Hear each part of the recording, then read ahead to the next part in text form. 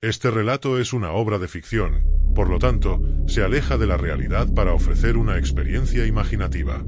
Los personajes, eventos y escenarios descritos en esta historia son producto de la creatividad del autor. En un pueblo olvidado por el tiempo, la llegada de una enfermedad desconocida convierte la vida cotidiana en una pesadilla viviente. Los gritos de desesperación y los ecos de la locura reverberan en las calles, mientras un grupo de aldeanos se enfrenta a una fuerza oscura que los lleva al borde de la muerte.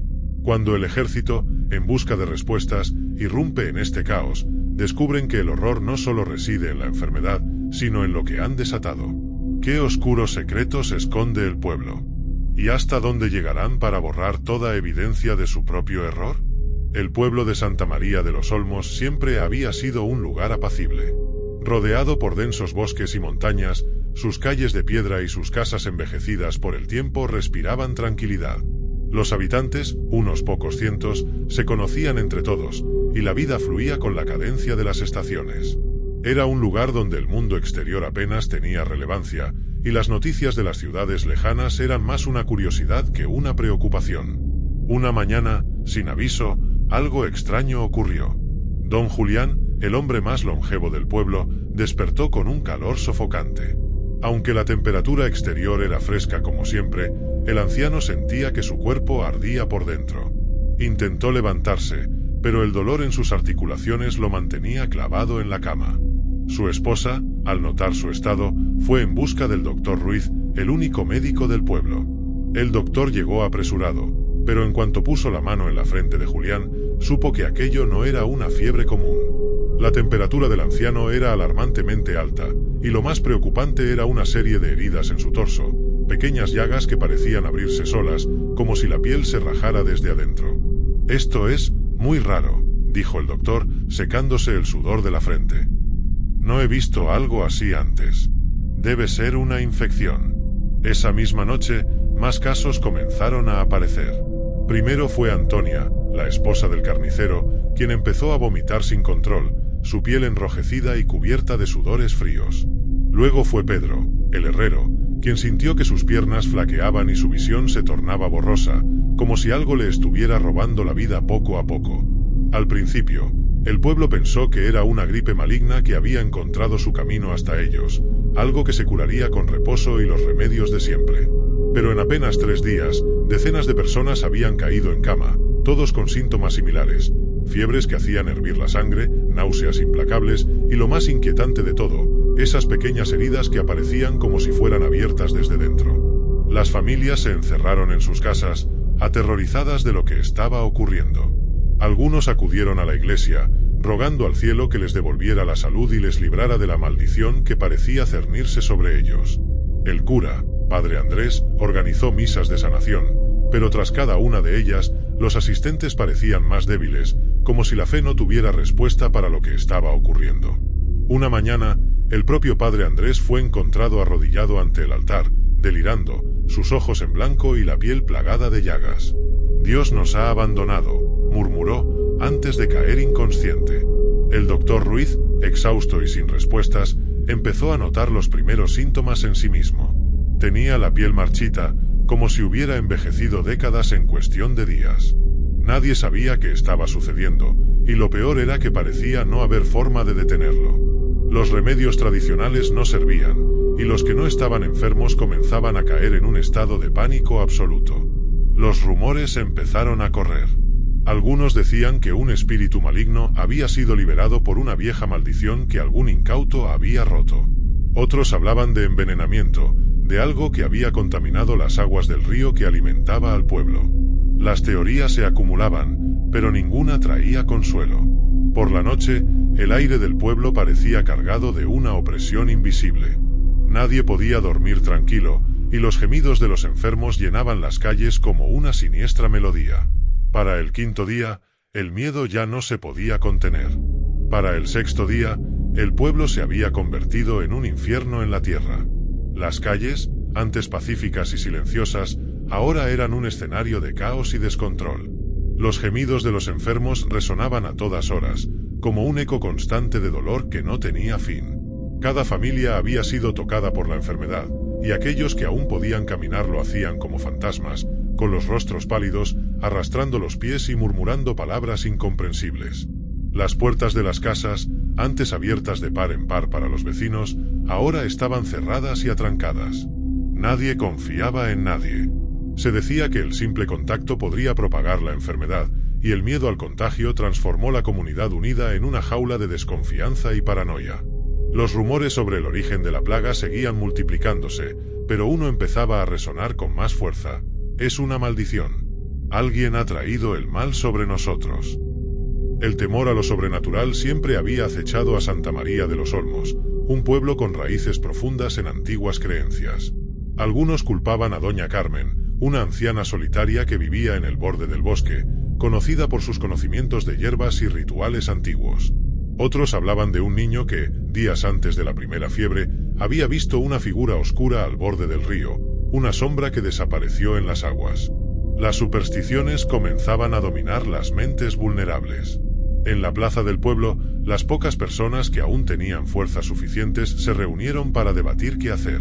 Hombres y mujeres que apenas podían mantenerse en pie discutían acaloradamente, el miedo y la desesperación transformando sus voces en gritos.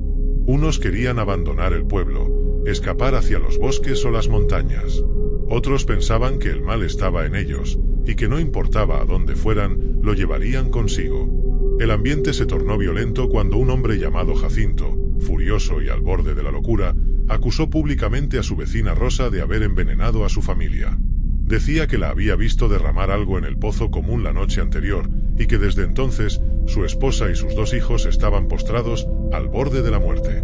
Los aldeanos, necesitados de una respuesta a su sufrimiento, se volvieron contra Rosa sin pensarlo 2 veces. «¡Bruja!», gritó alguien desde el fondo de la multitud, y la palabra se propagó como un incendio en el aire contaminado.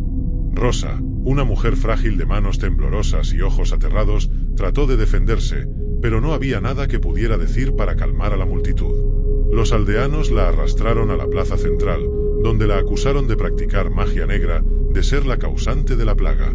Su casa fue incendiada mientras ella, entre gritos y sollozos, juraba que era inocente. «Esto no es cosa mía», gimió, con la voz quebrada. «Yo también he perdido a mi esposo». Pero el pánico ya había superado a la razón. A medida que las llamas devoraban la casa de Rosa, el pueblo se desmoronaba aún más. Los enfermos, delirantes por las fiebres, empezaban a perder cualquier rastro de humanidad. Sus alucinaciones se intensificaban. Algunos gritaban que veían sombras que se deslizaban por las paredes, figuras que se burlaban de ellos y susurraban promesas de muerte. Otros, enloquecidos por el dolor, atacaban a sus propios familiares, convencidos de que las visiones que veían eran reales. El alcalde del pueblo, don Evaristo, intentó imponer orden. Subido a una tarima improvisada, trató de calmar a la muchedumbre con promesas de encontrar una solución, de buscar ayuda externa. Pero nadie lo escuchaba.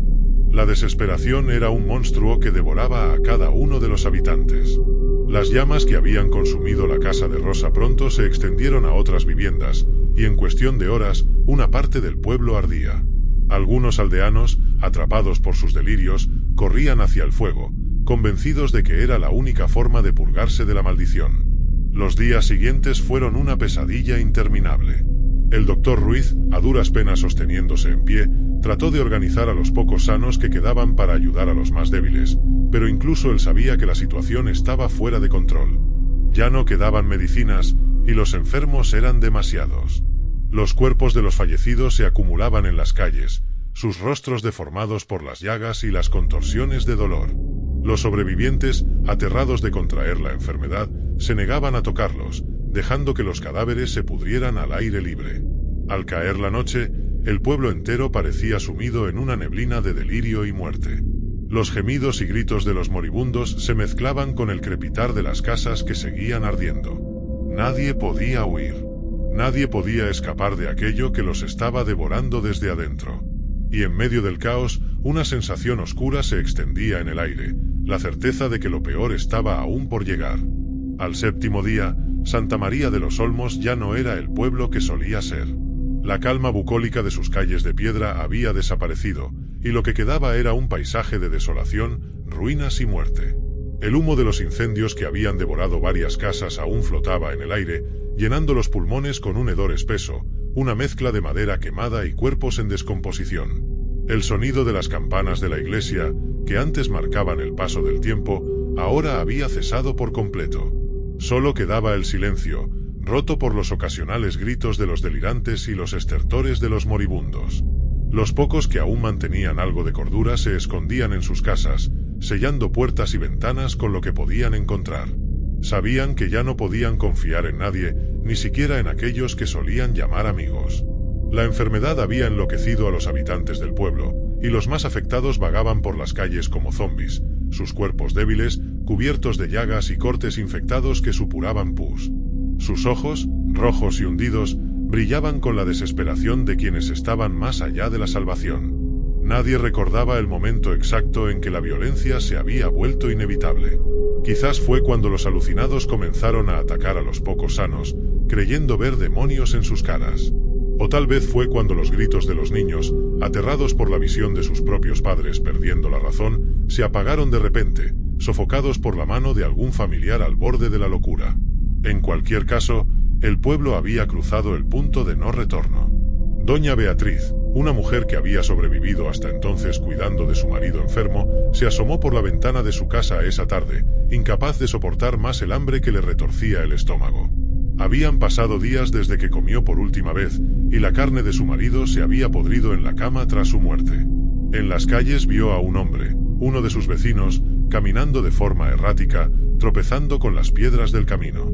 Se acercó más y pudo ver cómo su piel se estaba desgarrando a cada paso, como si su carne se abriera bajo el peso de su propio cuerpo. Los ojos del hombre la encontraron por un instante, pero no había rastro de humanidad en ellos, solo un vacío perturbador. Los que aún podían mantenerse en pie empezaban a robar y saquear lo que quedaba de las tiendas y las casas abandonadas. Pero el alimento y el agua escaseaban.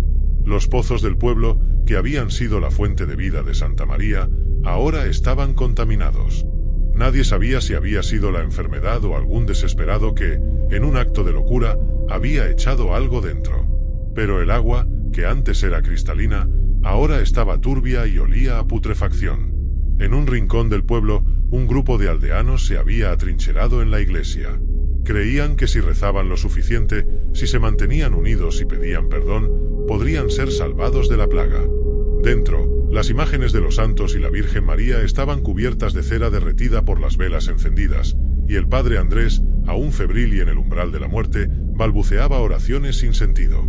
Los fieles que lo rodeaban se aferraban a cada una de sus palabras, como si éstas pudieran devolverles la esperanza.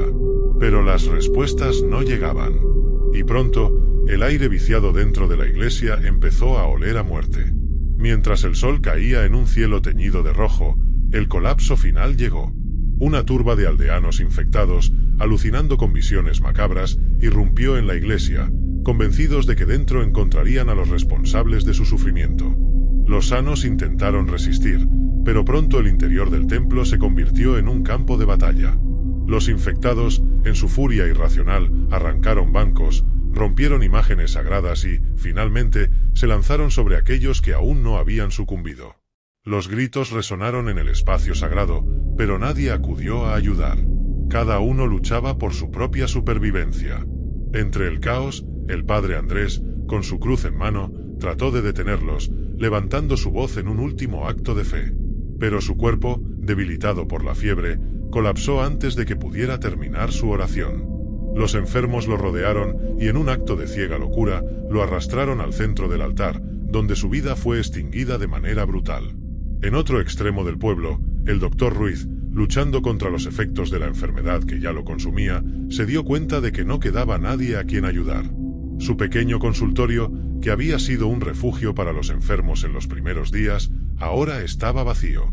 Los cuerpos que no habían sido retirados se amontonaban en las esquinas, un testamento macabro de su fracaso. Mientras el sudor empapaba su frente y las llagas en su piel ardían como brasas, entendió que su esfuerzo había sido en vano. Santa María de los Olmos estaba condenada. Esa noche, el pueblo cayó en un silencio ominoso. Las llamas de los incendios habían terminado de consumir todo lo que podían, y la mayoría de los enfermos habían sucumbido a la fiebre o a la violencia. Solo quedaban unos pocos supervivientes, demasiado débiles para moverse, demasiado aterrados para entender lo que realmente había sucedido. Los cuerpos se descomponían bajo la luna creciente, y los cuervos, atraídos por el olor de la muerte, comenzaron a descender sobre las calles. En algún lugar, más allá de las montañas que rodeaban el pueblo, alguien observaba. Al amanecer del 10º día, el silencio que cubría Santa María de los Olmos era el preludio de algo aún más siniestro. Los cadáveres que se amontonaban en las calles parecían sombras grotescas, inmóviles bajo la luz tenue del sol. Las casas en ruinas y el aire viciado pintaban el retrato de un pueblo muerto, donde solo los ecos de la desesperación permanecían. Pero en la distancia, el rugido de motores rompió la quietud. Desde lo alto de la colina que bordeaba el pueblo, una columna de vehículos militares se acercaba lentamente. El polvo que levantaban se extendía por el camino, como una nube ominosa que anunciaba la llegada de aquellos que, hasta ese momento, habían permanecido en las sombras, observando desde la distancia. El convoy se detuvo justo en la entrada del pueblo. Los soldados descendieron en silencio, armados, vestidos con trajes herméticos y máscaras antigas que los protegían del aire infectado. Entre ellos, destacaba un hombre de uniforme negro, con insignias que relucían bajo el sol naciente, el general Emilio Barrera. Su rostro, oculto tras el visor oscuro de su casco, observaba con frialdad el paisaje desolado. Era un hombre de pocos escrúpulos, alguien que entendía que el sacrificio de unos pocos, a veces, era necesario para el progreso de muchos. Y este experimento era uno de esos sacrificios. «Este es el resultado de tu obra, general», dijo un oficial joven que lo acompañaba, mirando a su alrededor con una mezcla de horror y fascinación. Barrera asintió, sus labios apretados bajo la máscara. No era la primera vez que veía algo así, pero la magnitud del desastre superaba sus expectativas. El arma biológica que habían probado en Santa María de los Olmos había sido diseñada para ser rápida y letal, pero lo que había ocurrido allí era mucho más allá de lo que habían previsto. La enfermedad no solo había matado, sino que había destruido la mente y el espíritu de los aldeanos, llevándolos a una locura brutal antes de su inevitable fin. El contagio fue más efectivo de lo esperado, dijo Barrera en un tono neutral, mientras avanzaba por la calle principal del pueblo. A su paso, los soldados se dispersaban, tomando muestras del agua contaminada, recogiendo los cadáveres y documentando los estragos que el virus había causado. Había cuerpos que parecían haberse disuelto parcialmente, mientras que otros estaban retorcidos en posiciones imposibles, como si sus últimos momentos hubieran sido una lucha contra demonios invisibles. ¿Y los supervivientes?, preguntó el oficial joven, sin poder apartar la vista de los cadáveres esparcidos a su alrededor. Barrera lo miró de reojo, con una expresión que denotaba desprecio. Supervivientes no es el término correcto. Nadie sobrevive a esto. Solo queda el tiempo antes de que caigan, respondió con frialdad. A lo lejos, un solitario gemido resonó entre las ruinas, un sonido débil, apenas perceptible. Los soldados avanzaron hacia el origen del ruido y encontraron a una mujer apoyada contra una pared derrumbada. Su piel estaba cubierta de llagas, y su respiración era agónica, un esfuerzo titánico que la mantenía viva, pero solo en cuerpo. Sus ojos, hundidos y vacíos, no parecían reconocer lo que estaba ocurriendo a su alrededor. El general se acercó a ella, inclinándose lo suficiente como para observar su rostro de cerca. «El virus está en su última fase», comentó en voz baja, casi como si estuviera hablando consigo mismo. «Los que llegan a este punto ya no tienen conciencia, solo queda el cuerpo en su estado más primitivo. Es fascinante». Sin un atisbo de compasión, Barrera se enderezó y asintió a uno de los soldados, que inmediatamente levantó su arma y disparó a la mujer en la cabeza, terminando con su sufrimiento. El sonido seco del disparo resonó por las calles vacías, y el cuerpo de la mujer se desplomó en el suelo, quedando inmóvil. El oficial joven se estremeció, pero sabía que no había lugar para cuestionamientos. No bajo las órdenes del general Barrera. Mientras los soldados seguían registrando el lugar, Barrera caminó hacia el centro del pueblo, donde el caos había sido más intenso. Las puertas de la iglesia estaban destrozadas, y en su interior, los cuerpos de los aldeanos se amontonaban unos sobre otros. El aire olía a podredumbre, pero el general se mantenía impasible. En su mente, cada uno de esos cadáveres era un dato más en el éxito de la operación. El arma biológica ha demostrado ser letal en condiciones extremas. La expansión del contagio fue incluso mayor de lo que habíamos anticipado, comentó Barrera, más para sí mismo que para los soldados que lo seguían. ¿Y qué haremos con el pueblo, señor?, preguntó el oficial, con una mezcla de curiosidad y temor en su voz. Nada, respondió Barrera, con la misma frialdad de siempre. Ya no existe. El pueblo de Santa María de los Olmos será borrado del mapa. El fuego purificará lo que queda. Ninguna palabra de esto debe salir. Los aldeanos murieron por una plaga natural. Nada más. El oficial asintió, sabiendo que no había otra opción. Este era un secreto que moriría con los pocos que habían participado en el experimento. Los aldeanos, aquellos que habían sufrido la peor parte de este horror, serían olvidados, como si nunca hubieran existido. Barrera observó por última vez el pueblo en ruinas, su obra maestra. Era un hombre pragmático, un arquitecto de la muerte bajo el disfraz de un servidor de la patria.